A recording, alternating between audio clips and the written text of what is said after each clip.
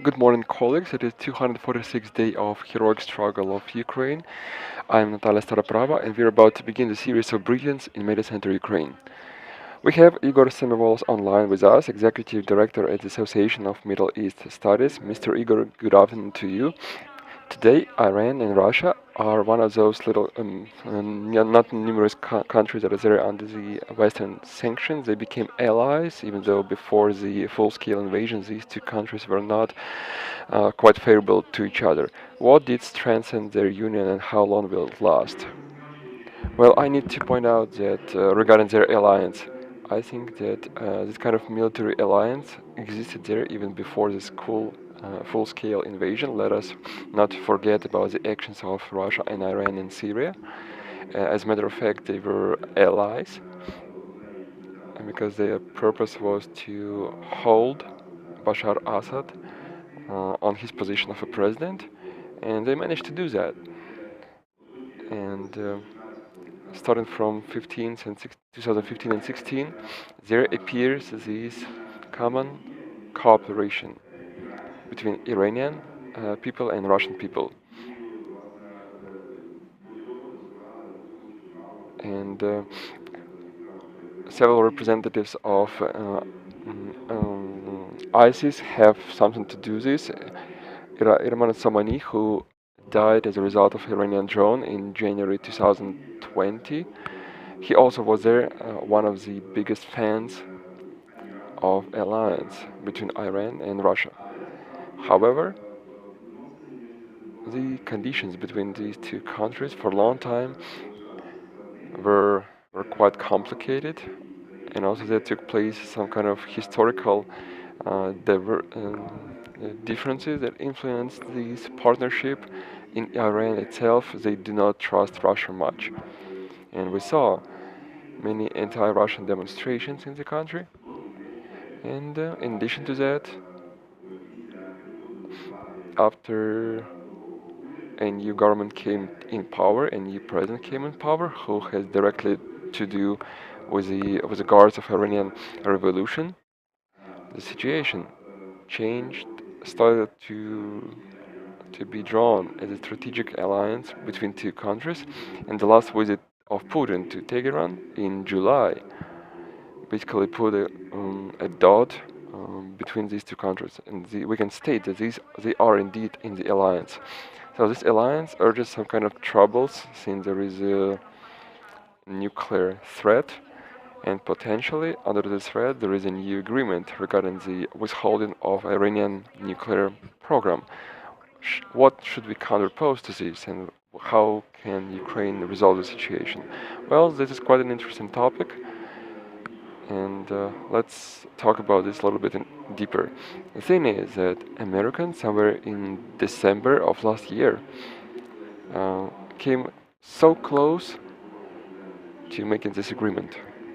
This was a critical period of time when it seemed that delegation used to meet each other before separately with the mediators, but exactly in December they started the direct meetings of Iraqi and American representatives, and it seemed that this agreement is about to be signed.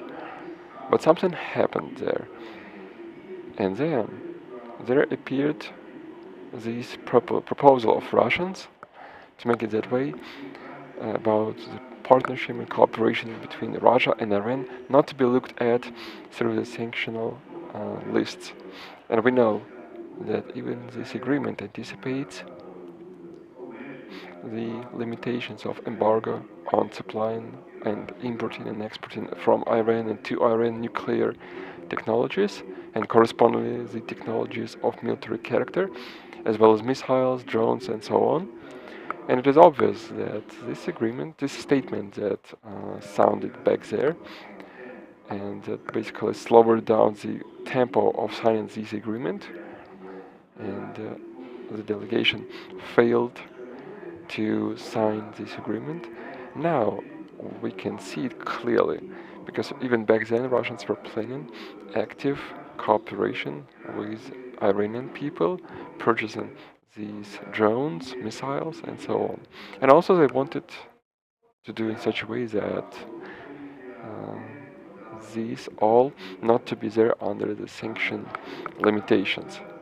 As that right now, it is clear that Russians purchase drones from Iran, and we are talking about also ballistic rockets and missiles.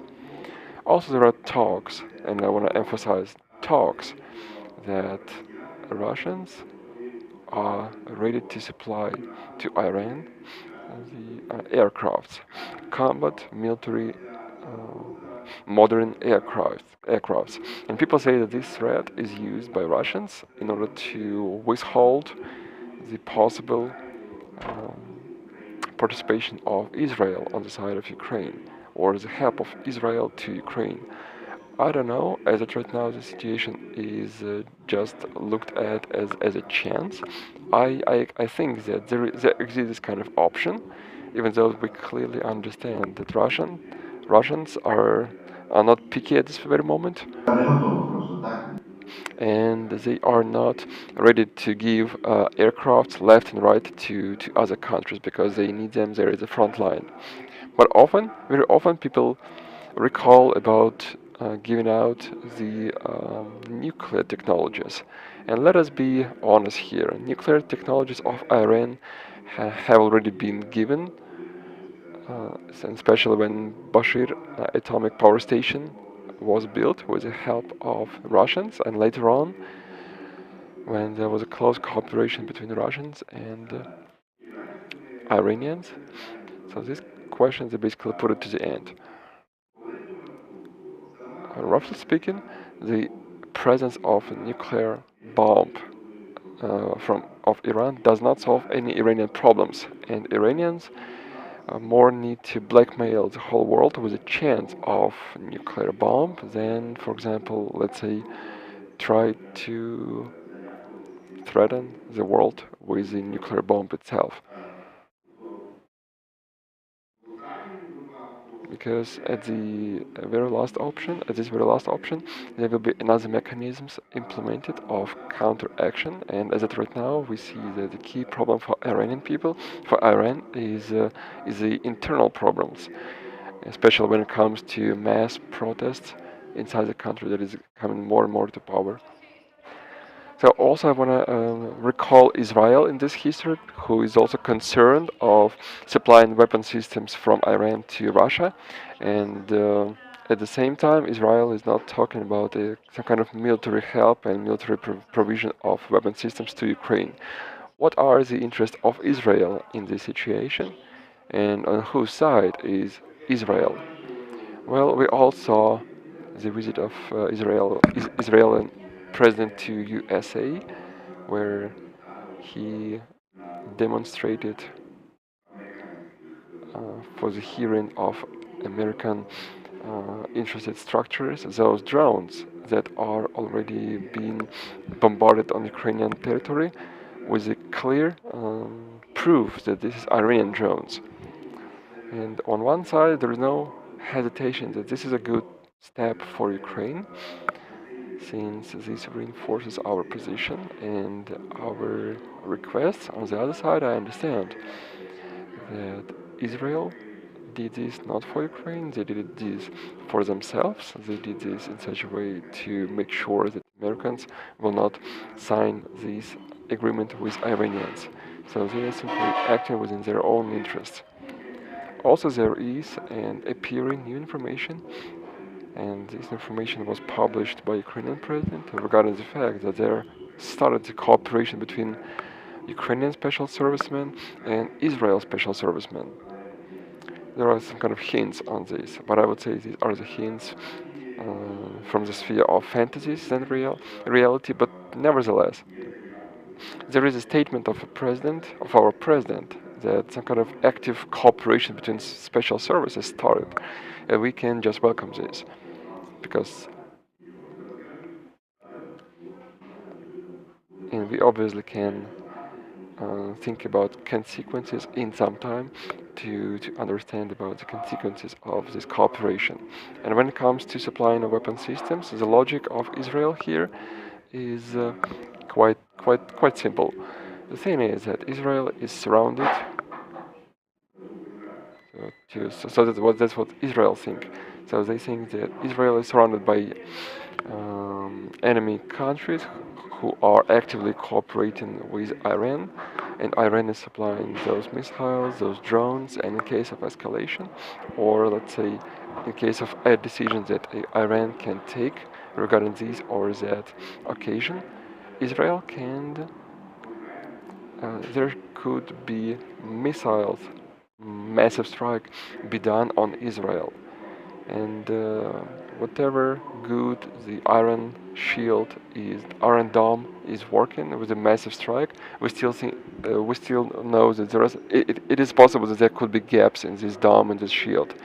Taking all this into account, Israel is actively working with Moscow in order to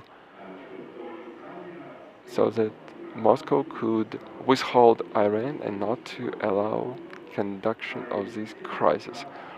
Concurrently, Moscow is closing its eyes on the usage of Israel aviation against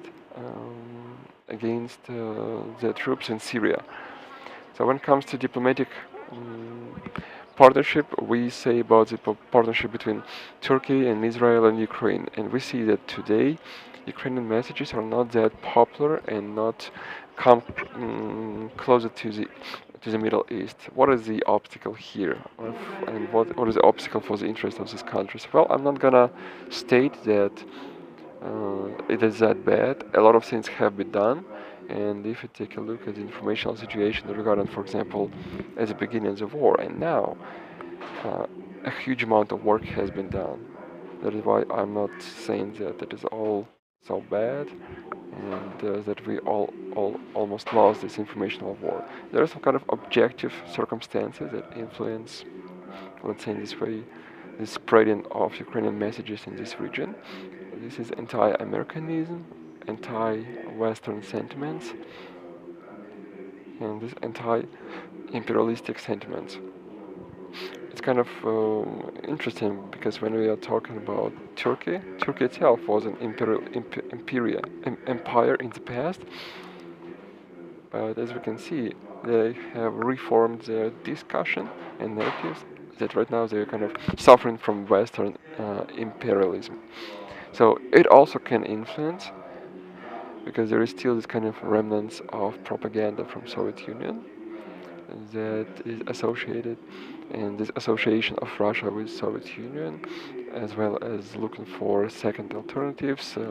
Russia is a second Soviet Union, and all these left wings have been doing the same in the Middle East. And all this legacy, Soviet legacy, is complicating our work. But nevertheless, I think that Ukrainian diplomacy and Ukrainian activists as well as Ukrainian volunteers who are constantly informing the publicity regarding the flow of events in Ukraine. They do a lot of things in order to change the situation. May I ask you to share with us what Ukraine should pay attention to in order to build in the international field of Middle East this good partnership relations, and who Ukraine can see first of all as its ally?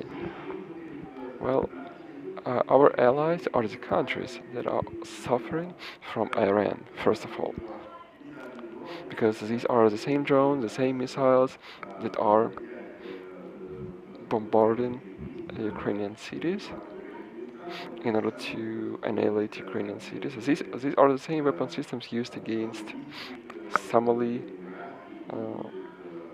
region and other cities, storages and oil storages and so on.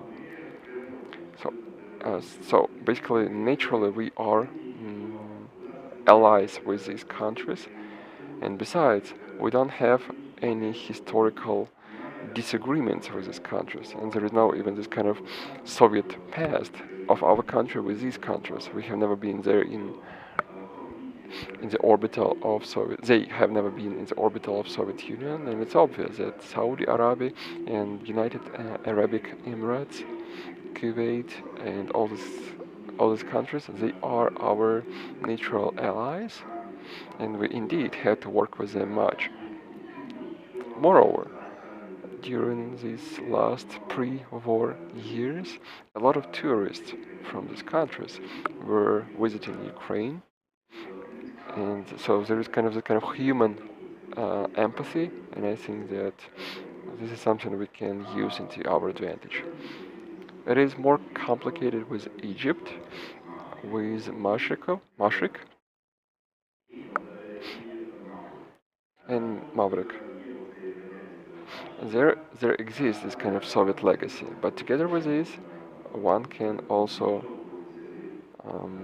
be based from Soviet expansion tension, take into account that, roughly speaking, Russia is kind of orienting to one country of the Middle East, for example, Algiers, and correspondingly this is threatening in other countries. And this experience should be used. But when we are talking about what is called ideological stance or ideological narratives, and those messages we have to direct into this region and to reinforce. So this is basically anti-colonial messages and narratives and a clear position regarding the fact that Russia is imperialistic state that is conducting colonial war against Ukraine, and this gives this kind of common feeling, or the feeling of commonwealth with these Arabian countries who have already gone through this colonial period and know what it is like. And obviously it is hard to say, hard to do, it is complicated to do, taking into account that there is enough amount of Russian propaganda working there, but nevertheless one can do this. And I think that our efforts and the efforts of our informational agencies should be directed directly to this. So this was Igor Semyvolos, Executive Director at the Association of Middle East Studies. Mr. Igor, thank you so much for this conversation. Thank you too, and I would like to remind you that we will be back at 11:30 with Olena Koropkova, Chair of the Board of the Independent Association of the Banks of Ukraine, and